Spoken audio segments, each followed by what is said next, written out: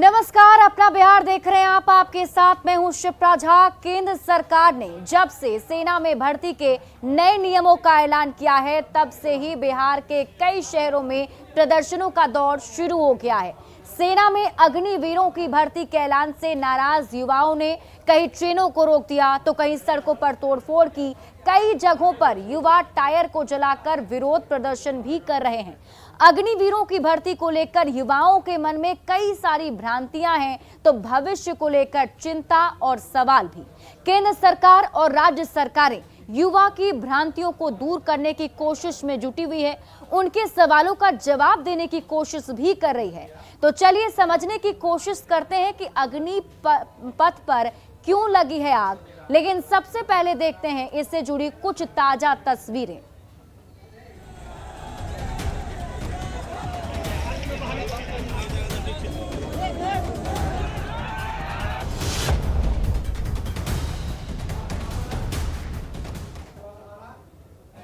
और सबसे पहले छपरा से बड़ी खबर आपको बताते हैं। आर्मी अभ्यर्थियों ने यहां पर प्रदर्शन किया है।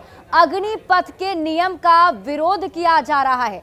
प्रदर्शनकारियों ने यहां तोड़फोड़ की, कई गाड़ियों के शीशे तोड़ दिए गए। तस्वीर हम आपको दिखा रहे हैं छपरा की। देखिए, आर्मी अभ्यर्थी जो हैं सड़कों पर उतर आए हैं। गाड़ियों में किस तरीके से देखिए लाठी और डंडों से तोड़फोड़ की जा रही है। कई सारे गाड़ियों के शीशे तोड़ दिए गए। ताजा तस्वीर हम आपको दिखा रहे हैं। देखिए किस तरीके से बस के ऊपर अभ्यर्थी जो हैं लाठियों से वार करते हुए नजर आ रहे हैं। यहाँ नए नियम का विरोध किया जा रहा है।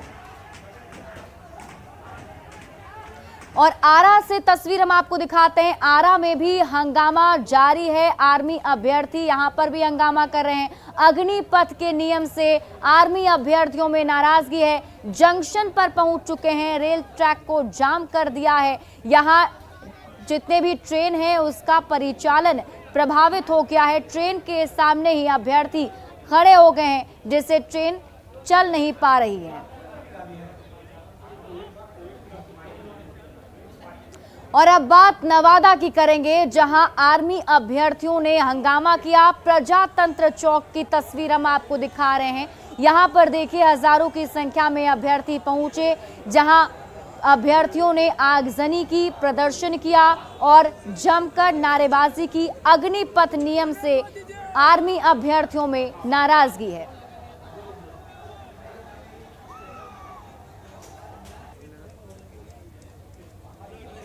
आर्मी इंडियन आर्मी का ये मतलब मोदी सरकार ने टीओडी लागू किया। टीओडी लागू करने के बाद सभी छात्र और युवा आक्रोश में है, क्योंकि हम लोग का टीओडी बिल्कुल भी पसंद नहीं है। इसमें मतलब 4 साल का मतलब रूल लागू किया गया। 4 साल के लिए उसमें ना ट्रेनिंग 6 मंथ की होगा। अब बताइए सेना को 6 मंथ के लिए ट्रेनिंग में क्या सिखाया जाता है। मतलब सेना बनने के लिए ना 7 से 8 साल लग जाता है निपुण रूप से।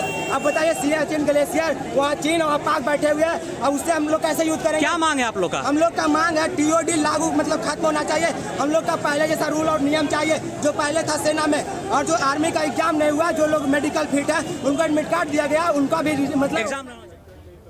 तो सिर्फ छपरा, नवादा और आरा में नहीं, युवाओं के गुस्से की आग जो है वो जहानाबाद भी पहुंच चुकी है। यहां भी गुस्से की आग भड़क गई है, जहां स्टेशन पर युवकों ने ट्रेन को रोक दिया है और काका मोड़ पर आग जलाकर हंगामा किया जा रहा है। 2 तस्वीर हम आपको जहानाबाद की दिखा रहे हैं। यहाँ पर देखिए रेलवे स्टेशन पर जितने भी अभ्यर्थी हैं वो मौजूद हैं। ट्रेनों के परिचालन को यहाँ रोक दिया गया है, क्योंकि रेलवे ट्रैक को जाम कर दिया गया है। यहीं पर आपको दूसरी तस्वीर जो दिखा रहे हैं उसमें देखिए अभ्यर्थी जो रेलवे ट्रैक पर मौजूद हैं वो वहाँ पर विरोध प्रदर्शन कर रहे हैं। साथ ही साथ सड़कों पर भी आगजनी की गई है। होते हैं सर कि आर्मी, एयरफोर्स, नेवी का सभी का 4 साल जॉब कर दिया गया सर। अगर 4 साल हम लोग नौकरी करते हैं तो इसके बाद हम लोग कहाँ जाएंगे, कहाँ खटेंगे। हम लोग का इतना बैकग्राउंड नहीं घर का परिवार का है कि हम लोग 4 साल नौकरी करने के बाद हम लोग ये करेंगे, कंपनी में जॉब करेंगे, माता पिता का सर्विस संभालेंगे, ये करेंगे। और जहानाबाद में आर्मी अभ्यर्थियों के प्रदर्शन के बाद ट्रेनों का परिचालन अब जाकर शुरू हो गया है। पत्थरबाजी के बाद पुलिस ने प्रदर्शनकारियों को मौके से खदेड़ दिया। करीब 2.5 घंटे तक यहां ट्रेनों का परिचालन बाधित रहा, क्योंकि जो प्रदर्शनकारी यहां मौजूद थे, पहले हंगामा शांतिपूर्ण तरीके से चल रहा था, लेकिन उसके बाद जैसे ही पुलिस की टीम वहां पहुंची थी तो पत्थरबाजी शुरू हो गई थी। हालांकि पुलिस की टीम ने मौके से सभी को खदेड़ दिया और परिचालन को शुरू करवा दिया गया है। बिहार समेत देश भर में अभ्यर्थी आंदोलन पर जहानाबाद में भी सुबह से ही ट्रैक जाम किया गया था, लेकिन पुलिस बल प्रयोग करती उससे पहले ही अभ्यर्थियों ने पत्थरबाजी शुरू कर दी। फिर यह हुआ कि अभ्यर्थियों को पुलिस ने खदेड़ कर भगा दिया। अभी ट्रैक खाली है, ट्रेनें शुरू हो चुकी हैं, ट्रेनों का आवागमन लगभग 9 बजे से चालू हो गया है। राजीव रंजन विमल, न्यूज़ 18 जहानाबाद। और औरंगाबाद से आपको बड़ी खबर बताते हैं, आर्मी अभ्यर्थियों का हंगामा यहां भी चल रहा है। अग्निपथ के नियम से आर्मी अभ्यर्थियों में नाराजगी है, जिसको लेकर सभी आर्मी अभ्यर्थी रमेश चौक पर जमा हो गए। यहां पर चक्का जाम किया गया, यातायात व्यवस्था को पूरी तरह से प्रभावित कर दिया गया है।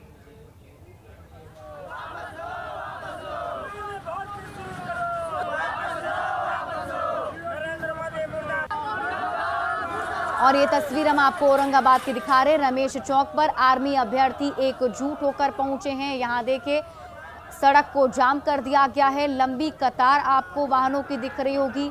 वहां यातायात पूरी तरह से रुक चुका है।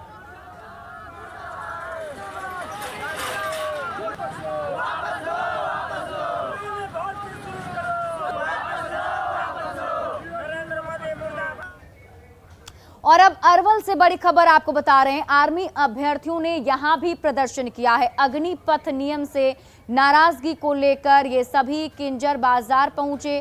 किंजर बाजार में प्रदर्शन किया जा रहा है। NH 10 को अभ्यर्थियों ने जाम कर दिया। तस्वीर हम आपको NH 10 की दिखा रहे हैं। यहाँ पर देखिए, जितने भी गाड़ियां हैं उन्हें रोक दिया गया है, क्योंकि बीच सड़क पर ही आर्मी के अभ्यर्थी पहुंच चुके हैं।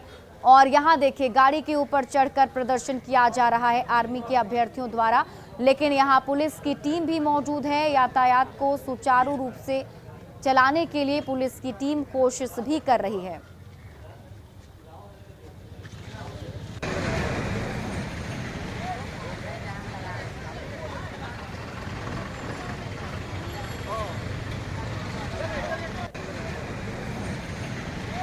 तो अरवल की ये तस्वीर हम आपको दिखा रहे हैं। एक एक करके अगर आप देखेंगे तो जब से अग्निपथ के नए नियमों का ऐलान किया गया है, उसके बाद से ही सभी लोगों में नाराजगी है और आर्मी अभ्यर्थी अलग अलग जिलों में विरोध प्रदर्शन कर रहे हैं। सड़कों पर उतरकर हंगामा किया जा रहा है।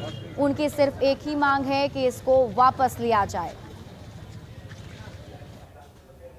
तो अलग अलग जगह की तस्वीरें आपने देखी, आपने देखा किस तरीके से हंगामा हो रहा है। लेकिन सबसे पहले समझिए कि अग्निवीरों की भर्ती को लेकर सेना की तैयारी क्या है। एक एक बात को आपको समझाते हैं। देखिए, 90 दिनों के भीतर पहली चयन प्रक्रिया जो है वो पूरी हो जाएगी। 180 दिनों के बाद अभ्यर्थी प्रशिक्षण केंद्रों में होंगे। 1 साल के बाद सारे अग्निवीर बटालियन का हिस्सा बन जाएंगे। पहले 1 साल में 40,000 लोगों की भर्ती की जाएगी और ये भर्ती राष्ट्रीय स्तर पर होगी, जिसमें 6 महीने का प्रशिक्षण भी होगा और इसके बाद 3.5 साल तक काम करने का मौका इन लोगों को दिया जाएगा। वहीं चौथे साल के आखिर में 25% अग्निवीरों को सेना में रखा जाएगा। अब योजना के तहत साल में 2 बार रैली के जरिए भर्ती की जाएगी। अग्निवीर बनने के लिए 10वीं पास होना जरूरी होगा और भर्ती का मानक सेना की भर्ती जैसा ही होगा। अब आप ये समझिए कि आखिर इन सब के बीच में कंफ्यूजन कहां आ गया और कंफ्यूजन क्यों बढ़ गया और क्यों इस पर बवाल मचा हुआ है। तो अग्निपथ योजना के तहत सरकार ने 4 साल के लिए सेना में अग्निवीरों की भर्ती का ऐलान किया है। सेना में भर्ती को लेकर उम्मीद लगाए अभ्यर्थी इस योजना पर सवाल खड़े कर रहे हैं। उनका सवाल है कि सेना में सिर्फ 4 साल के लिए भर्ती क्यों होंगे, वो सिर्फ 4 साल के लिए इतनी मेहनत क्यों करेंगे। 4 साल के बाद आखिर उनका क्या होगा, बाद में उनका भविष्य खतरे में तो नहीं पड़ जाएगा। यानी कि अपनी भविष्य की चिंता को लेकर ये कुछ वैसे सवाल हैं जो इन लोगों की तरफ से पूछे जा रहे हैं, जिस वजह से कंफ्यूजन है और जिस वजह से यह हंगामा किया जा रहा है। अब आपको वो सब बात बताते हैं जिससे कि अग्निवीरों की भर्ती पर आपका सारा भ्रम दूर हो जाएगा, यानी कि जितनी भी कंफ्यूजन है वो सब कुछ क्लियर हो जाएगा। तो एक एक करके उन बातों को समझिए। अग्निवीर के रूप में आपका जीवन कहीं अटकेगा नहीं, बल्कि आपके जीवन में क्रांतिकारी बदलाव आएगा।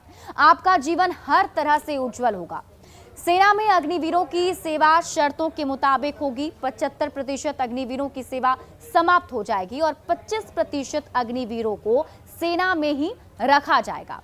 और अगर ऐसा नहीं है कि सेना में अग्निवीर के रूप में 4 साल के बाद काम करने के बाद 75% अग्निवीर पूरी तरह से बेरोजगार हो जाएंगे, यानी कि जो आप समझ पा रहे हैं कि उसके बाद क्या होगा, तो वो हम आपको आगे समझा रहे हैं। सेवानिवृत्ति हो चुके अग्निवीरों के लिए केंद्र और राज्य सरकारों ने नई स्कीम की घोषणा की है।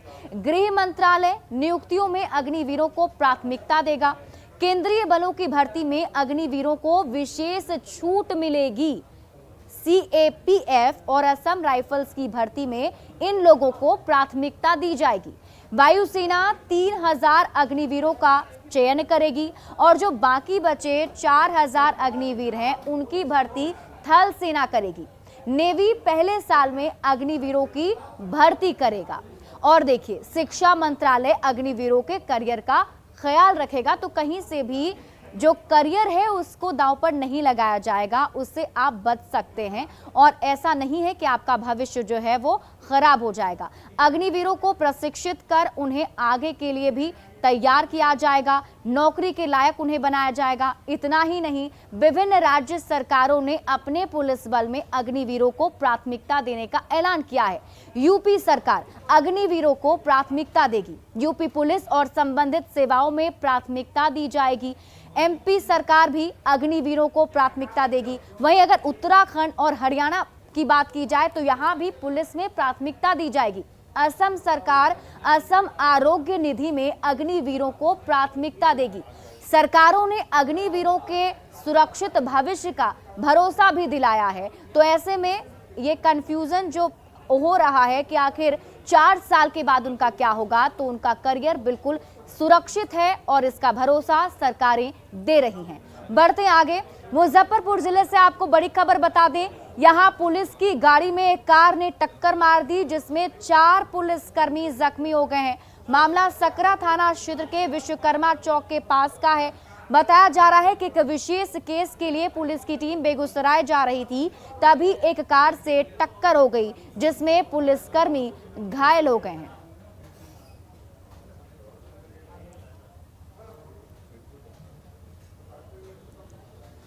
बिहार में नवनिर्वाचित पंचायत जनप्रतिनिधियों के चुनाव के बाद अब तक उनका प्रशिक्षण नहीं हो पाया है, लेकिन आज से उनका प्रशिक्षण शुरू हो जाएगा। नवनिर्वाचित सभी जनप्रतिनिधियों का प्रशिक्षण होगा। प्रशिक्षण शिविर में सभी मुखिया, सरपंच, वार्ड पार्षद, पंच सहित सभी 6 पदों पर निर्वाचित जनप्रतिनिधियों को प्रशिक्षण दिया जाएगा। इन सभी का अलग अलग तारीखों पर करीब 100 दिनों तक प्रशिक्षण होगा। खास बात यह है कि पंचायत प्रतिनिधियों के सम्मेलन को आज मुख्यमंत्री नीतीश कुमार संबोधित करेंगे। CM Nitish Kumar video conferencing के जरिए सभी जनप्रतिनिधियों को संबोधित करेंगे। इस दौरान दोनों ही डिप्टी सीएम और पंचायती राज मंत्री भी मौजूद रहेंगे। इस बातचीत में सीएम पंचायत प्रतिनिधियों से अधिकार, काम और योजना को लागू करने के बारे में उन्हें टिप्स देंगे। आज की महत्वपूर्ण मीटिंग के बारे में हमारे सहयोगी आनंद अमृतराज ने पंचायती राज मंत्री सम्राट चौधरी से बात की है। पंचायत प्रतिनिधियों के लिए एक बड़ा मौका है जब मुख्यमंत्री नीतीश कुमार वीडियो कॉन्फ्रेंसिंग के माध्यम से उनसे बातचीत करेंगे और उन्हें महत्वपूर्ण टिप्स भी देंगे। हमारे साथ पंचायती राज मंत्री सम्राट चौधरी मौजूद है। सम्राट जी, ये बेहद महत्वपूर्ण पल है जब पंचायत प्रतिनिधियों के साथ आप लोग बातचीत करेंगे, इंटरेक्शन होगा। क्या कुछ होने वाला है इसमें? बेसिकली शुरुआत होनी है। माननीय मुख्यमंत्री जी और दोनों मुख्यमंत्री उस कार्यक्रम में रहेंगे कल, और इसकी शुरुआत होगी। अगले 100 दिनों तक का हम लोगों ने प्रोजेक्ट तैयार किया है। 45 दिन में हम लोग जितने मुखिया, जिला परिषद, वार्ड सदस्य और पंचायत के प्रतिनिधि मैक्सिमम है, उसको हम लोग इसमें तुरंत उनको ट्रेनिंग कराने का काम करें। लेकिन जो वार्ड सदस्य है उसके लिए नेक्स्ट 45 दिन में रखा गया है। और इसी दौरान चाणक्य यूनिवर्सिटी, लॉ यूनिवर्सिटी के द्वारा इसमें हम लोगों ने व्यवस्था किया है कि अब पूरे सरपंच और पंच को कानूनी तौर पर पूरा बताया जाएगा कि आपको क्या अधिकार है, कैसे काम करना चाहिए, कैसे बजट बनाना है, कैसे खर्चा करना है, क्या कानून है सरकार का, इन सारी चीज़ों का अध्ययन कराया जाए। ये कितना महत्वपूर्ण है सर? ये बिहार में ग्रामीण इलाकों में विकास के लिए बड़ा टर्निंग पॉइंट भी साबित हो सकता है। नहीं, देखिए, ज्ञान होना, क्योंकि हम यदि ट्रेनिंग नहीं देंगे तो क्लैश होगा ऑफिसर्स के बीच में, जो हमारे कर्मचारी हैं उसके बीच में लड़ाई हो सकती है। तो जब उनको पता होगा कि मेरा क्या अधिकार है, तभी वो एक्यूट कर पाएंगे। अब 40 तरह के धाराएं हैं भारतीय संविधान के अंतर्गत जो सरपंच को अधिकार है।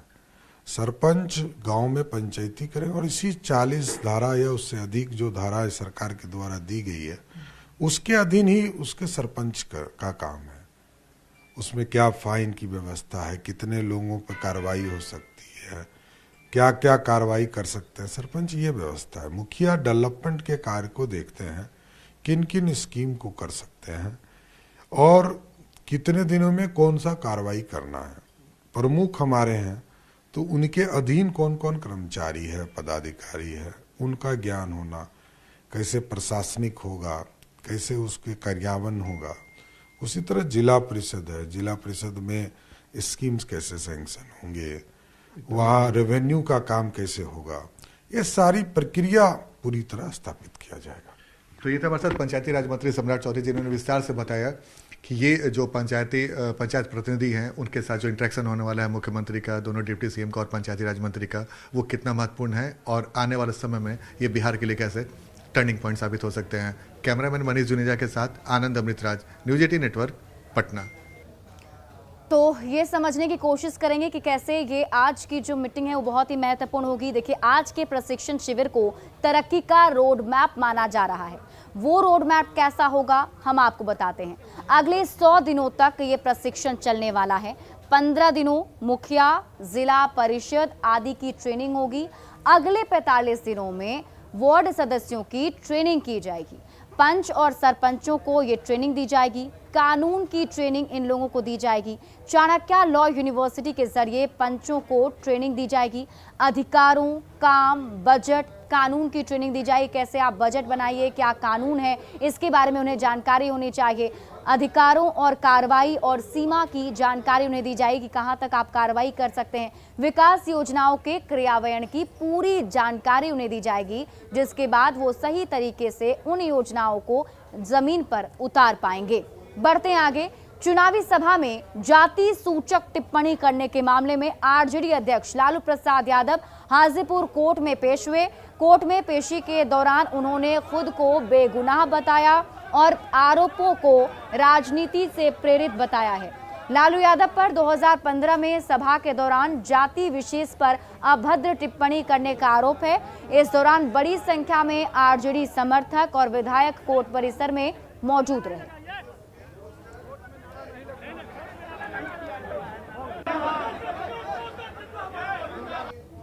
तब इनको 313 का एक प्रोसीड्योर होता है सीआरपीसी में, जिसके तहत आपको वो सुनाया जाता है कि आपके विरुद्ध गवाहों ने ऐसा बयान दिया, आपका क्या कहना है। तो लालू प्रसाद यादव ने क्या कहे आज उसी के लिए 313 सीआरपीसी का स्टेटमेंट रिकॉर्ड करने के लिए आज उनको फिजिकली आना था। वाई कोर्ट ने कहा कि आपके विरुद्ध साक्षियों का ये बयान है कि आपने ऐसा शब्द का उपयोग किया था, जातीय शब्द का उपयोग किया था। इन्होंने एम्फेटिकली डिनाई किया। और फिर जब कोर्ट ने पूछा कि आपको अपने सफाई में क्या कहना है, तो इन्होंने कहा कि हाँ, I am innocent. Lalu Prasad Yadav की आज हाजीपुर कोर्ट में पेशी हुई है और आप तस्वीर देख रहे हैं कि यहाँ पे 2015 में जो विधानसभा का चुनाव था, उस चुनाव में जिन्होंने भाषण दिया था उसमें मामला दर्ज हुआ था और उस मामले में इनकी आज कोर्ट में पेशी हुई है और पेशी होकर के अभी यहाँ पे निकले हैं। और आपको बता दूं कि वहाँ पे 2015 के विधानसभा चुनाव में हाजीपुर के तेरसिया में उन्होंने जो भाषण दिया था वो आचार संहिता का उल्लंघन का मामला बताया गया था और उसके मामले में आज कोर्ट में इनकी पेशी हुई है। और इसको लेकर के आज सर क्या हुआ सर? बयान हुआ है 313 हुआ है 313 सीआरपी के तहत इनका बयान हुआ है। ये अपने को निर्दोष बताएं। और लल्लू जी ने क्या कहा, कोर्ट में कुछ कहा सर? हाँ, बताएं कि हम बीमार हैं, हम निर्दोष हैं। पार्टी विरोधी पार्टी के ने झूठा केस करा है। Ramnath Mahato additional PP. और क्या अगला तारीख कुछ अब डेट पड़ेगा अब। तो ये यहाँ पे लालू प्रसाद यादव पहुंचे और कोर्ट में उन्होंने खुद को निर्दोष बताया है और कहा है कि इस मामले में जो भी उन पर आरोप लगाए गए हैं वो पूरी तरह से उसमें निर्दोष हैं। अब देखने वाली बात होगी कोर्ट अगले तारीख में जो है ये केस की सुनवाई आगे कैसे बढ़ते हैं। यहाँ पे कोर्ट में तमाम उनके जो समर्थक है वो यहाँ पे पहुंचे। लालू प्रसाद की पेशी के बाद अपनी जो बात उनकी कहनी थी वो उन्होंने कहा और उसके बाद यहाँ से रवाना हुए। कैमरा पर्सन सुबोध के साथ रवि एस नारायण, न्यूज 18 हाजीपुर। और फिलहाल इस बुलेटिन में अभी के लिए बस इतना ही, लेकिन न्यूज 18 बिहार झारखंड पर खबरों का सिलसिला लगातार जारी है।